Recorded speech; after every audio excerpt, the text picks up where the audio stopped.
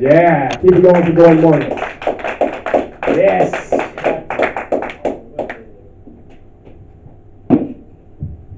Gordon Morgan.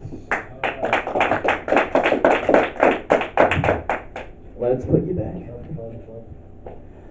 So, the other day at work, my coworker came up to me, and she's like, "Oh, Charlotte's here. I hate her. Oh, her hair looks so fake. She never washes her hands. She talks too much." I'm just like, yeah, yeah. But weird thing is, when people usually talk to me, they don't usually notice this, but she saw that I didn't care.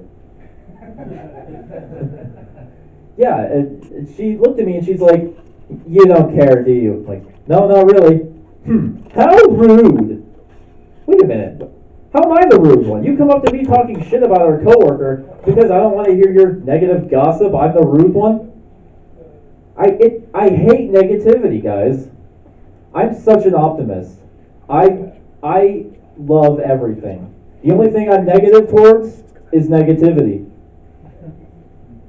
Okay, I might be stretching the truth there. I'm only an optimist when it benefits me. At home, my kitchen's a mess. I gotta clean it. But I'm gonna go home, see food in the drain, dishes stacked up. I think this kitchen looks fine. I see the dishwasher as half full. But something else I love? Politics. Man, I love politics.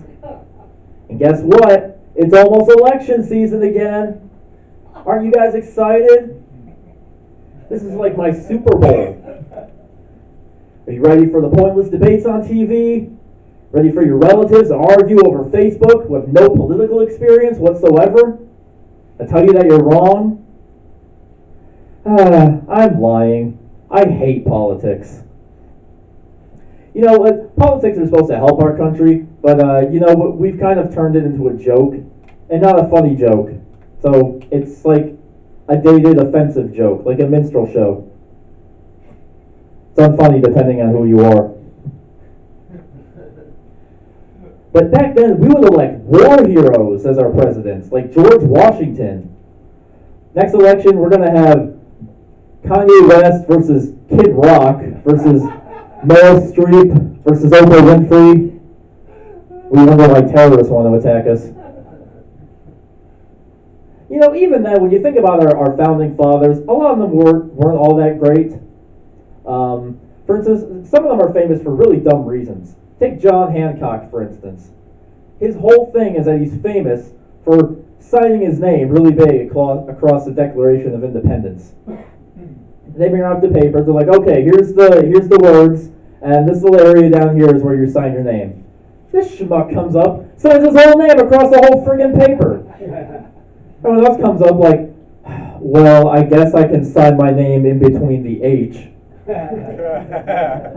And he's famous for that. He's famous because he's a prick. He's a selfish ego prick who wrote his name really huge. And now everyone loves him because of it for some reason. But the other thing is, how we have like a voting age requirement, right? You got to be 18 to vote. I feel like we should have a voting age limit where once you get to like about 75 or 80, you shouldn't be allowed to vote anymore. Because let's face it, you're participating in a society that you're not going to be around much longer, right? I don't know. They're strolling in there with their oxygen tanks, like, "I don't want free college."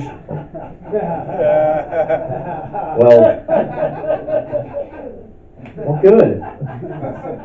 You're not going to college. You're going to spend the next few years of your life binge watching Judge Judy. Yeah, as much as I like to make fun of old people, millennials are just as bad. I feel like as much as I make fun of boomer humor, I feel like my grandchildren are going to have the same criticisms against me. Like, "Grandpa, why did you change your profile picture to the Will Smith genie if you think it looks bad?" "No, son, I'm being ironic. I'm pretending to like it because it's funny." That doesn't make any sense. Millennial humor is stupid. Well, but honestly, just And millennials piss me off, you know. And there's a bunch of you old people sitting out there like, oh, you have no idea. I'm like, no, you have no idea. You know why? Because I am a millennial. That makes it 10 times worse for me. That's like being of German descent during World War II. It's awful. I can't walk 2 feet in my college campus without some rainbow-colored hair person with a clipboard walking up trying to get me to sign it. Like, come on, like. Someone starts lecturing me about all the poor countries in Africa. I'm like, well, I don't know, maybe you could sell your Gucci jacket and your huge nose ring. Like, oh, you don't get it, and they start lecturing me some more. I'm just watching their nose ring flap up and down. I'm like, I wonder what would happen if I just put my finger through there, pulled down really hard. I wouldn't do that, because that'd be a mess. I mean, I'd have to go back to class and pretend like that didn't happen, but I probably wouldn't do that.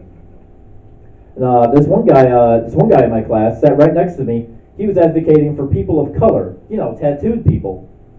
This guy was inked from head to toe. He falls asleep next to me. I think, I think if I were to draw something on this guy, you think he'd notice?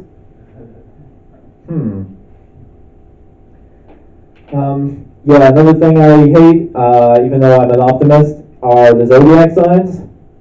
Yeah, I really hate the zodiac signs. And I was raised as a Christian, so I mean, we all come from our we'll come from our skeptical backgrounds, if I will say. And whenever I say that to people, they go, "You believe in God?" Only a Scorpio would believe in something stupid like that. I hate the zodiac signs. It's just annoying how people use astrology to try and defend their shitty personalities. Like, oh, I'm sorry it's such a bitch. It's because I'm a Pisces. Really? You feel more like a Cancer than me. I think girls just use that as an excuse, really. They're like, what's your sign? I don't know. Come on, what is it? Sagittarius. Oh, we're not supposed to be together. That's why I can't get dates. Then, oh, what's your sign? Oh, sorry, it's in the stars. The stars prophesize that we're not supposed to date. I'm getting the light. I won't stand here forever like last time. I'm Gordon Morgan. Thank you very much.